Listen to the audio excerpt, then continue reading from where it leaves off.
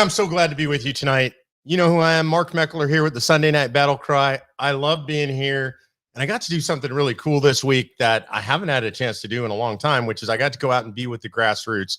You guys know how much I love that. So I flew to North Carolina this week. I was in High Point actually yesterday, and I got to hang out with about 50 great patriots. You know what's the best part about it? Like, nobody was wearing a mask. It's kind of weird. I mean, there were a couple people in the room wearing masks, and like, I admire that. Like, if you feel like you need to protect yourself, if you're in a vulnerable population, if you have comorbidities, conditions that put you at risk, mask on up. But we didn't, most of us. I'm sure we were in violation of something because their governor there is no friend of freedom, and we didn't really care. I'm sure we were all violating the law. I'm sure there were fines and penalties that could go around, but we're freedom fighters, right? We believe in self-governance. We believe you give us the information, we decide for ourselves. So I was super excited to be with the team there.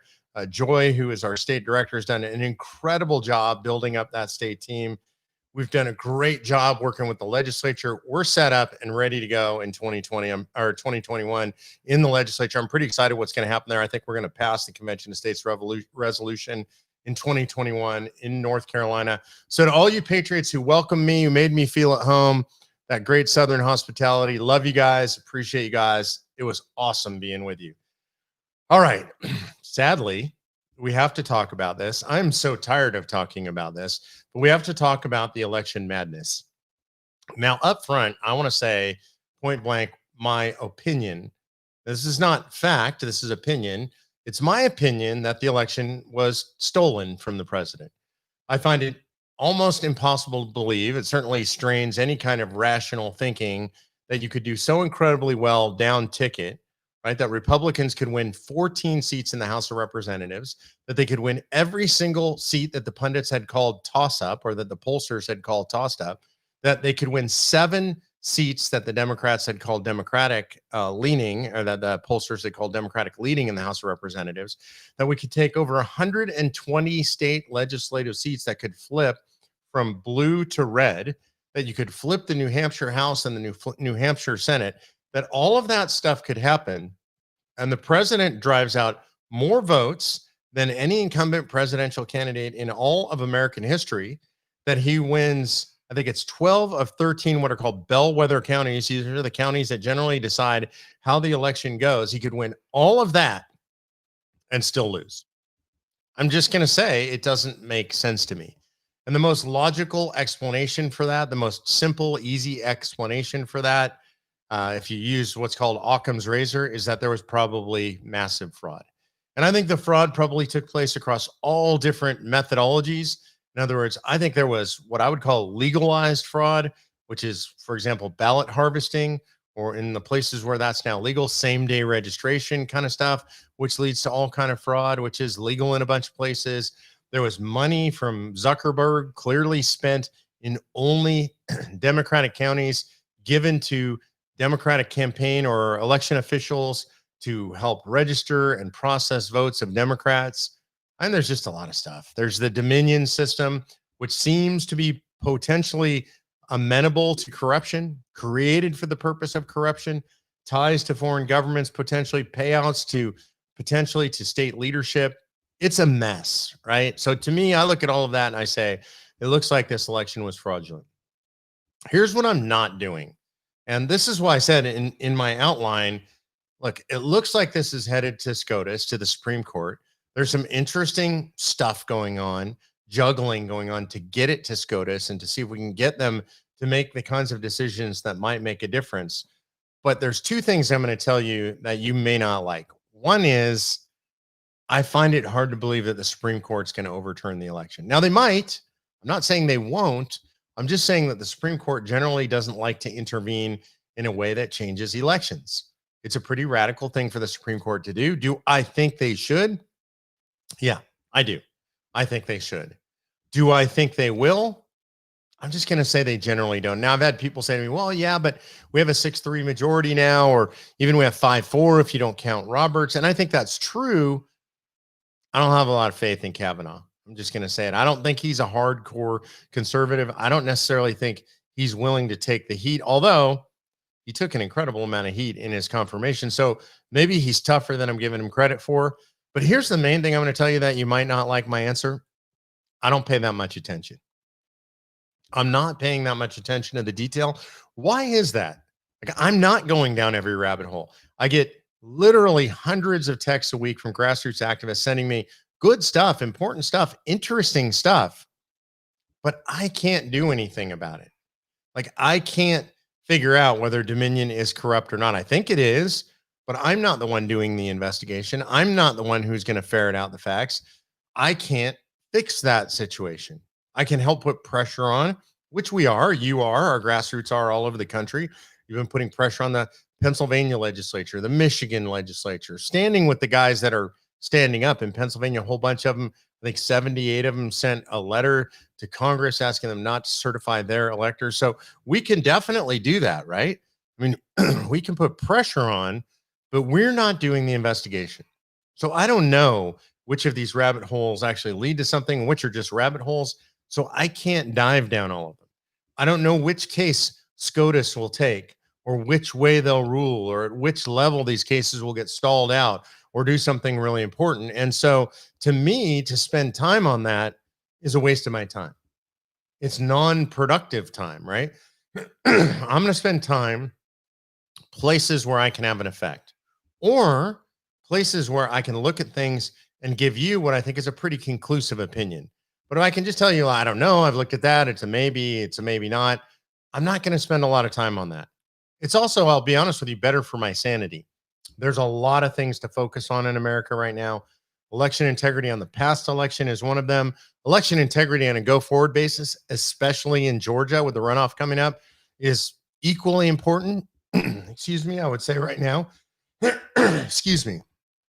And so I'm looking at a big picture, a broader picture. That's what I have to do as someone who has a platform. And you guys have given me the platform essentially. This is the way that I feel like I can best serve grassroots activists. So you may not like it, but I'm not digging in really deep on any of this. I will. If something gets close to the Supreme Court, if it looks like it's going to go, I'll dig in so that I can give you the information that I think you need to make your own rational decisions. But mostly, I'm not going down the rabbit hole. And I get, like I said, I get hundreds of these texts. I apologize if you're sending them to me and I'm not responding. Can't respond to all of them. And I got to focus on the things that we really can do. One of the biggest things that we really can do right now is ignore people like Sidney Pell and Lynn Wood, who I think might be really good attorneys, but they're insane and it's idiotic when they tell people they should withhold their votes in the Georgia Senate election if they don't do a better job investigating what happened in fraud. And they're calling for Loeffler and for Purdue to demand that or not to vote for them. Yeah, no. Bad idea. The bottom line is the Senate hangs in the balance. The Senate could end up being the only firewall against a massive influx and intrusion of socialism and, yeah, communism and Marxism into our system through the Democrat Party. I'm genuinely worried about that. So I think if you're in Georgia and you have the opportunity to vote, you damn well better vote. No matter how frustrated you are about the presidential election, the Trump election, what happened, what didn't happen, you damn well better vote in the Senate elections that come on January 5th. And if you're interested in being engaged there, then you should go sign up for Convention of States if you haven't already done that, because we're going to be doing a massive get out the vote effort there in Georgia. We're going to focus the entire army, the entire national army of grassroots, all of you, if you want to be, on Georgia. What are we going to be doing? We're going to be getting out the vote. In other words, we're going to be making sure that people who think like you and me, people who love liberty, people who love freedom, people who love America, people who stand for the national anthem, people who salute the flag, people who say the Pledge of Allegiance, we're going to be motivating people like that to get out and vote. That's what we're going to be doing, because we're not going to sit back and watch the country slide into the abyss. I'm never going to do that, no matter what happens. I'm never going to do that. We, you, us, the grassroots are always going to be in the fight. That's a choice we have to make. We can get frustrated, and I understand why you're frustrated. I'm frustrated. And it's okay for us to be frustrated, but we got to be in the fight. We can never not be in the fight. And I do mean never not be in the fight, because there's always going to be a fight for liberty, because there's always going to be people who are anti-liberty. This is human nature. This is the eternal struggle, right? We were granted free will by our creator. We are meant to be self-governing, but there's always going to be people. There's always going to be forces that want to rule us, and we can't allow that. And so the Georgia election, the presidential election, these are just battles in that lifelong and frankly eternal war. And so you have to decide for yourself, you're going to complain or you're going to fight. It's okay to complain, but fight. Always be in the fight. Be a zealot for freedom. Be a warrior for freedom. Be passionate about freedom. And part of that right now is election integrity and the Georgia runoffs. So be in the fight. We'll help you be in the fight. All right. I think the world is going crazy. You think the world's going crazy. I know you do. Certainly our culture is going crazy. As you look out across the culture, and I do pay attention to culture, politics is downstream from culture. That was a phrase coined by our friend Andrew Breitbart. It was really wise. You've got culture. The culture's happening. It's happening broadly. And then downstream from that, politics flows from the culture. By the way, culture, simply defined, is just what any given society, any given group of people shame and honor at any given time. And in our country, seems kind of upside down right now. So there's a fight that it sort of personifies this over the last week. I don't know if you've been paying attention to this. Sometimes I don't even know who these people are. There's a musician, singer by the name of Harry Styles, and a very popular guy. And this is Harry Styles versus, well, I would just call it masculine culture. Harry Styles apparently did a photo spread. I don't know, Vogue magazine, or I don't know, one of those magazines I would never buy, right? I never even look at, but he did a spread, some kind of a spread for it, a photo spread, photo shoot, where he dressed in women's clothing, like frilly, fluffy women's dresses. I've seen some of the pictures. I'm just going to be blunt. It's disgusting. It's revolting. It's ridiculous. It's stupid. It's effeminizing men. And his point was, this is what real men look like. This is real manhood. No, that's not correct. You're a femboy. You're a pajama boy. You don't look like a real man. And this idea of emasculating males in our society, emasculating boys, emasculating men, the left is all about this. And by the way, Marxism is all about this too. And so these two things go hand in hand: the destruction of the family, the emasculation of the male. That's not what manhood looks like. What does a society need to survive? Does a society need men in dresses, men wearing women's makeup, men who think they're women? Is that how a society survives? Is that what history tells us? No, it's not what history tells us. History tells us that we need strong men, that we need manly men, that we need protectors, that we need warriors, that we need men who are willing to get dirty and sweaty and build stuff and do dangerous jobs, like, work on power lines and work at power plants and build things and do high steel construction on skyscrapers. Those jobs are 98% done by men. We need manly men in our society. It is mandatory and has always been mandatory for 100% of human history. It's mandatory. So this idea that we're going to feminize men, that men are going to start acting like women, and they're going to start, by the way, this is something I don't understand either. Men, it's better if they act like women, but feminists and leftists will tell you that women don't act any particular way. You don't act a particular way to be a woman. Women can act however they want. So this is a juxtaposition of ideas that cannot go together. They're incongruent. It causes cognitive dissonance if you actually think of them together, right? Men can be women, women can be men, but both are neither. And there are no defining terms for women and men, except for men who want to be women apparently dress more feminine and wear makeup and have long hair or something. I mean, none of those things make any sense, because the radical left in America makes no sense, but they are working really hard to destroy our culture. So coming back full circle, you have Harry Styles dressing in women's clothes, saying this is what manhood's about. And Candace Owens tweeting out and responding to this, saying, how ridiculous this is and that societies need manly men to survive and that this is not manly. And then you have Miley Cyrus, who, in my opinion, a disgusting, despicable person who is a female pop artist who does nothing but sell sex and smut and drugs and profanity. Like, and I'm not a prude, by the way. I can handle all that stuff, but just like that's the whole shtick. It's disgusting. And then now you have her little sister, and her little sister now whose name is Noah Cyrus, tweeted out about Candace Owens in response to Candace Owens' comments about Harry Styles that she was a nappy ass hoe. Yeah, that's called straight up racism. Not any kind of nuanced racism, not any kind of hidden racism, straight up racism. Like when you use that term and you call somebody, and forgive me for repeating it, but I'm going to repeat it. I'm not afraid to say things I'm criticizing.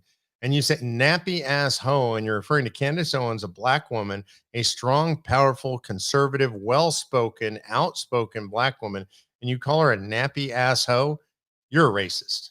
It's disgusting. And Noah Cyrus was forced to apologize. There was a firestorm that came out after that.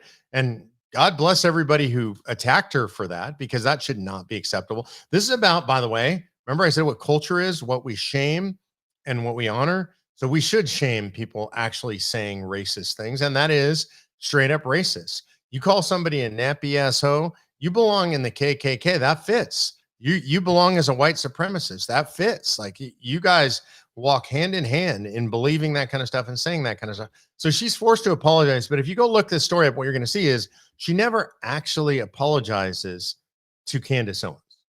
She apologizes for using the term and says, basically, I'm sorry, it was insensitive and I didn't realize that. Now, this is the left. And she'll be forgiven, by the way, for acting like a straight up racist. Anybody on the right ever did that, that's it. It would be over forever. But by the way, no notable figures on the right ever say stuff like that. You'll get some fringe, crazy white supremacist people, Aryan Nation kind of folks, whatever you want to call them, alt-right. Some of them might say some of that, but you'll never see a mainstream person like Noah Cyrus is on the left saying something like that. It was just disgusting and despicable. And yeah, the culture's in trouble. It's upside down. We should honor manly men and feminine women. That doesn't mean we can't do things. We can't see strong women. It doesn't mean we can't see men expressing their emotions. It doesn't mean men can't do jobs that are traditionally female jobs and vice versa. I mean, that's one of the beautiful things about actual, what I would call real first wave feminism, is it said, look, if women want to go out and do tough jobs, physically tough jobs, dangerous jobs, demanding jobs, they should be able to do those jobs. They should be paid equally for those jobs, and they should be judged equally on those jobs. That's kind of first wave feminism. In that way, I would say, hey, I'm probably a feminist. But this insanity of what they call second or third wave feminism, it's crazy stuff. So culture's now upside down. We are honoring the wrong things, shaming the wrong things. I say we need to bring back shame for all the things that really are shameful. And I would say men pretending to be women, men dressing like women, that should be shameful. That's just me. All right, so let's talk about what the future looks like. We're going into 2021. What's the fight look like? What are the important things? I would say, we talked about this earlier, election integrity, super important in 2021. We're going to be putting together a package of stuff that we think every state legislature should do to be prepared for the elections in 2022, especially you legislators in red states. You got Republicans in the House, Republicans in the Senate, a Republican governor. No excuse for you not getting rid of mail-in balloting. No excuse. Get rid of same-day registration. No excuse. You got to have voter ID. No excuse. I think you should have single or maybe 2-day polling. You guys got to get this stuff done. And we as an organization are going to be pushing that kind of stuff. Also, we've got the Virginia state elections coming up in 2021. That's a state that's gone all blue. It's going off the rails. My son lives there in Virginia. It's a mess. They've done all kinds of crazy gun control stuff. There's a fight that is going to happen between left and right, between what I call the liberty lovers and those who want to destroy America. It's going to take place in Virginia in 2021. They're an off-year election, so watch for that fight. And then COS is going to be on the move, massively on the move. There's so much going on, so many states where we're poised. We're poised in Michigan. We're poised in Pennsylvania. We're poised in Ohio. We're poised in West Virginia. We're poised in North Carolina and South Carolina, potentially in South Dakota, looking really good in Wyoming, potentially in Montana. There's so much great stuff going on. I'm calling it for between 6 and 10 states past the Convention of States resolution in 2021. If we get 10 states, that would take us from 15 to 25. It would leave us 9 away from calling the convention. It is going to be an absolute banner year for Convention of States in 2021. I'm really excited about it. All right, we're going to go for the last 5 minutes. We're going to do Q&A. Let's see. First is Bina Bat Margalit says, aren't we supposed to be self-governing? Then what does it matter which political party is in power? Well, self-governance means that we are self-governing, but we still choose representatives, Bina. So if we don't choose those representatives, if we don't do our obligation, and then if we don't hold those people accountable under the restrictions that we put on them as voters, as citizens, then we're not being self-governing. So it does matter which political party's in power. You want the political party in power that allows you to govern yourself the most, whichever party you think that is. So part of being self-governing means we take the responsibility to do that which we're required to do under a system of governance. That is to vote, and that is to hold our elected representatives accountable. Ruth Krafasi asks, how many states do we now have for Convention of States? I said it earlier, it's 15, so we have 19 to go. I think we're going to get 6 to 10 in the coming session. Russell Miller says, is it true that our votes are being sent overseas to be counted? Russell, I've heard that. I've heard that rumor. I've heard that discussed. Don't know whether that's true. I haven't seen any proof of that. But this is my standard on all of this stuff. The real question for me is, can we see evidence? Does somebody actually present evidence, like hard evidence? Can I see a computer log where our votes are going overseas?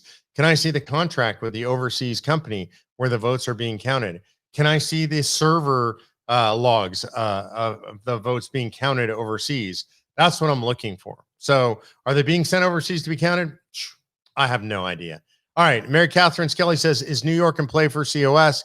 I would say it's a long shot, but our grassroots are super strong in New York. It's a long shot right now. We're going to continue to work that. We're going to continue to get out the vote in New York, help change the composition of the legislature, because our people are so involved in legislation and so involved in legislative elections there. So I would say, is it in play this year? We're going to file for sure. We've got some great champions in the legislature. We're going to get some hearings. I would say, is it likely to be what we would call a harvest date this year? Probably not. So, all right, let's see. I see a bunch of other questions just flying by here on the B Live. I'm going to see if I can grab some of those. Let's see. Our Democratic Party doesn't know the meaning of democracy. They think it's okay to own people. Yeah, look, I think part of that's true of both parties. And by the way, we're not a democracy. A little bit of a pet peeve of mine. Well, we actually are. We're a democratic republic or a constitutional republic. Republic means we don't vote directly on everything. Democracies are mob rule, and the founders didn't believe in that mob rule. Let's see. People are talking about, should we unite?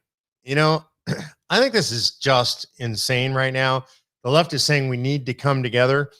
Yeah, we've been calling all of you scum for 4 years. We've been calling all of you racist, Nazis, Neanderthals, white supremacists, homophobes, whatever you want to call us. We've been called all of it. I've been called all of it personally. And now that you think you won an election, which I think you fraudulently won an election maybe and took an election, if it comes out that way, you're saying we should all unite. Where was the unite when Donald Trump was elected in 2016? Is that what you did with the Russia collusion garbage, the Russia collusion narrative, the bogus Mueller investigation, the bogus impeachment? Was that your version of uniting? I hate to tell you guys this, but you're probably going to see the counter version of uniting. A question coming up. Kip Seagraves asked, do I think civil war is coming? I do think it's potentially coming. People are really hating on each other. One of the things that I saw a video of this week was a bunch of people I would describe as patriots who were carrying flags and carrying Trump signs. They got attacked by some Antifa thugs somewhere in Washington State. Man, that was a beatdown. Those little pajama boys, the femboys in their little black costumes and their black bicycle helmets and their black backpacks, they got the holy bejesus kicked out of them. And I got to be honest with you, it was kind of fun to watch. I look like nobody got seriously hurt, so I don't want you to think I like violence, but I do like to see these little tiny femboy Antifa guys who think they're so tough in a group. I like to see them get the beat down they deserve when they try to attack innocent people. That happened in Washington. You can go see that clip out there. I want to be clear. I'm not advocating violence. I am advocating that if you get attacked by some Antifa thugs, you damn well ought to beat them down. And I think they're going to stop attacking the more they see of that. So does that mean that there is a potential civil war coming? Yeah, I think it does mean it is potentially coming. All right, a couple more comments and then we'll close out. I started a couple minutes late, so we still can run a couple minutes. Edna Kruger says, if you want to have fun, get into COS. It's one big family. I agree with that. It's incredible. By the way, Edna Kruger is an incredible artist. She's from Texas. When I say she's an incredible artist, I mean an amazing, fine artist. I have one of her pictures up on the wall behind me, a line drawing of the state capital of Texas. It's one of my most coveted possessions. I don't covet a lot of possessions, but I love that original from Edna. Edna did the artwork for the Convention of States Christmas ornament. You can get those on our website right now. I don't know if you order it now, if it'll be there in time for Christmas, but they're collectible. This is the 2020 Christmas ornament. It's got George Washington crossing the Delaware on the front of it.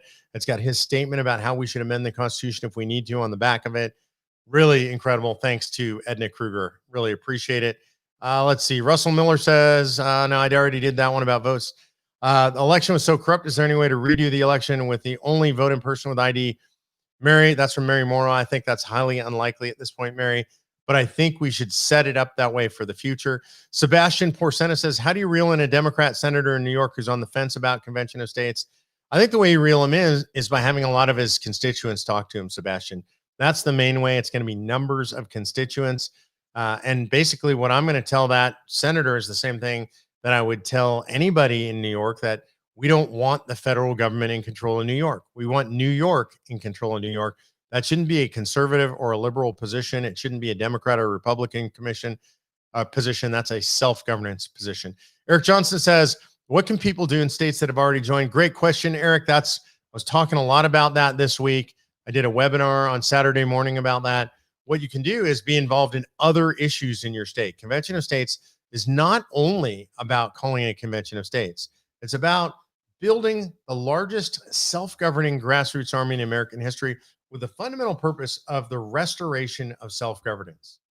What that means is to put you back in charge, to take the power away from Washington, D.C. and give it back to you, the people in the states, and also to make sure that government is accountable not to big special interest lobbyists, not to corporations, not to insiders, but to the people. That's really what self-governance is all about. That means that we govern. So you can do that in states that have already joined just as easily as you can do in states that haven't joined the Convention of States resolution yet. Just get involved. Go to conventionofstates.com, click the Take Action tab, sign up today. We need district captains more than anything else. Sign up to be a district captain. And I'm going to close with this. And this is important to me. My family today, we've been hanging out. Mary Catherine, you get involved. Sorry, one more question. Mary Catherine Skelly wants to know how to get involved. Go to conventionofstates.com. Click on the Take Action tab, and I highly recommend you sign up to be a district captain. All right, so here's what we're going to close with. We're going to close with a little bit of Christmas, a little bit of holiday joy.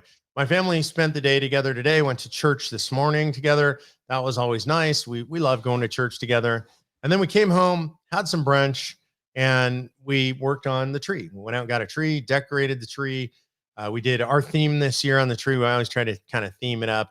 Was a red, white, and blue patriotic theme, kind of like what they did in the White House, celebrating America, right? So red, white, and blue ornaments and Santa in red on the top of the tree.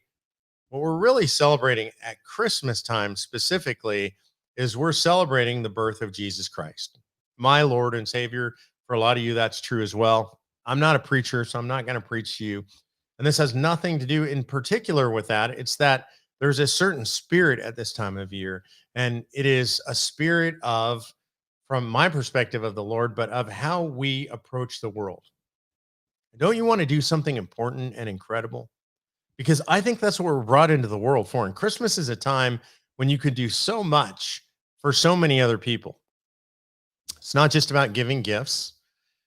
Though I love giving gifts, I love shopping for the people I love, but it's about more.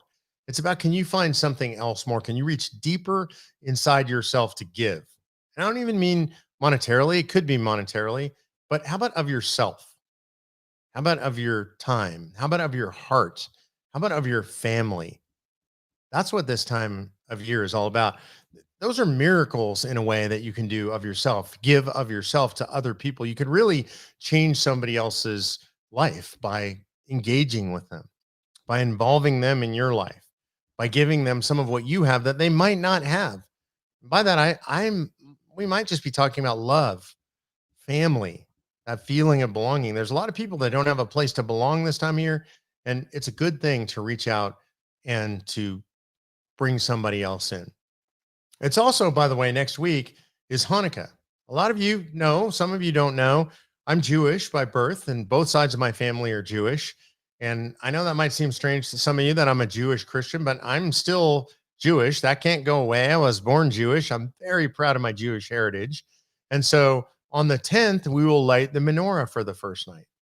And we will remember the miracle of the lamp from the Old Testament, the lamp that was lit in the temple after the temple was destroyed, after the Maccabees took the temple back and removed the defilement and started to rebuild the temple. There was only enough oil for one night, and they lit the lamp, and it continued to burn and burn and burn throughout the 8 nights. One lamp was only supposed to light one night.